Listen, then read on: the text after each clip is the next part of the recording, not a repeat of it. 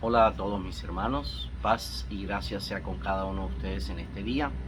En esta vitamina de amor del día de hoy quería compartir con ustedes algo que el Señor ponía en mi corazón esta mañana y hace referencia a una historia que encontramos en el primer libro de Samuel en el capítulo 30 y habla de David. Y esta historia no me impresiona tanto porque fuera David, sino por lo que hizo David en este capítulo. Y la historia cuenta que David se había ido a vivir con los filisteos. Él se cansó de que Saúl lo persiguiera y se fue a vivir en la región de los filisteos. Y hizo alianza con el rey de los filisteos. Y el rey de los filisteos le entregó una zona del Nehuey que se llama Ciclad. Se llamaba Ciclad la ciudad. Y ahí habitaba David con sus hombres y con sus mujeres y con todas las personas que estaban con él.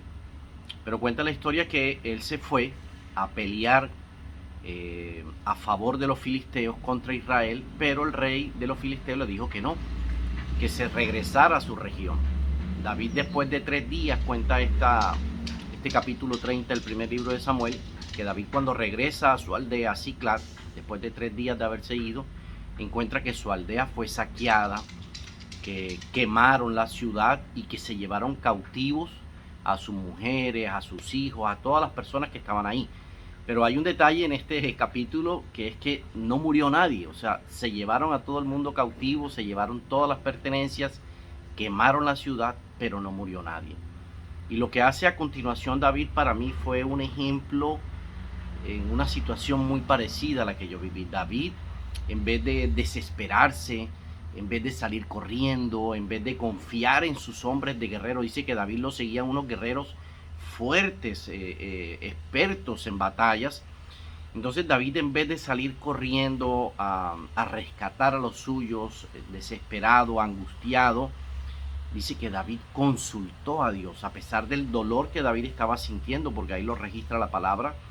Dice que David fue a Dios a preguntarle si podía perseguir a esas personas y se iba a poder rescatar lo que le habían robado. Esto me impresionó mucho, porque muy difícilmente nosotros, en momentos difíciles como este que vivió David, corremos a la presencia de Dios a descansar en Él.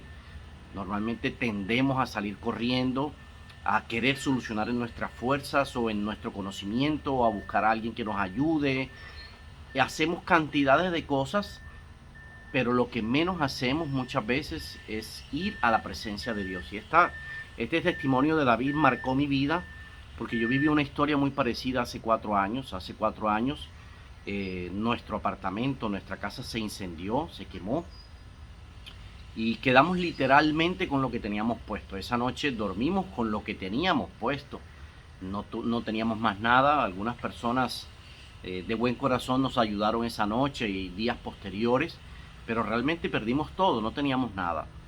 Y lo primero que se me vino a la mente en ese momento, viviendo esa situación difícil de dolor, fue esta historia de David. Fue lo que el Señor trajo a mi corazón en ese momento, y sentí que me estaba compenetrando con lo que le había pasado a David.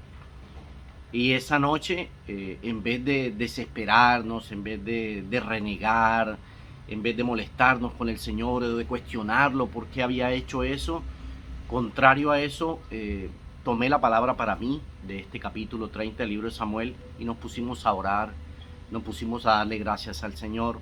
Leímos incluso este capítulo 30 del libro de Samuel y descansamos en el Señor. No quisimos salir corriendo desesperados ni cuestionar al Señor por lo que estaba sucediendo. Simplemente le dimos gracias por estar tranquilos, por estar vivos, por estar en familia, y descansamos en Él. Y de ahí en adelante Dios hizo muchas cosas increíbles en nuestra vida. Hasta el día de hoy puedo ver la mano de Dios por ese sencillo acto de no cuestionarlo, de no desesperarnos, de no salir corriendo, sino descansar en Él. Y David cuenta la palabra en el capítulo 30 de Samuel, que él pudo recuperar a su familia, que nada se le perdió, nadie murió, y fuera de eso quitó el botín de aquellos que le habían quitado lo que era de David. Y quería compartir esta historia contigo, que el Señor ponía en mi corazón que contara este testimonio hoy, porque para mí fue un ejemplo la palabra de Dios. Cuando yo estaba viviendo esa situación, El Espíritu Santo trajo a mi vida esta palabra como testimonio de cómo nosotros podemos reaccionar ante una situación difícil que Dios permite en nuestra vida, porque indiscutiblemente hoy, mirando hacia atrás, puedo decir, Dios permitió esa situación con un propósito, para muchas cosas para bien en nuestra vida. Y quería compartirla contigo para que cuando estés en esa situación, cuando Dios permita esta situación en la vida de cada uno de nosotros, sepamos cómo reaccionar, sepamos qué es lo que quiere Dios. Y dependiendo de nuestra reacción, dependiendo de nuestra actitud, es lo que viene después.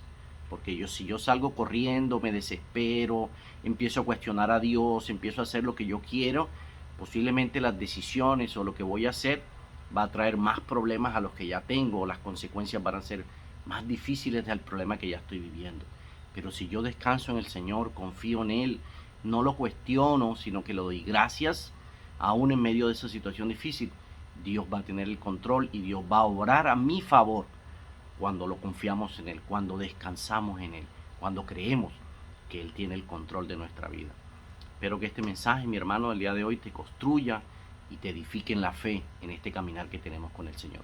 Que la paz de Dios esté con cada uno de ustedes. Dios me lo bendiga.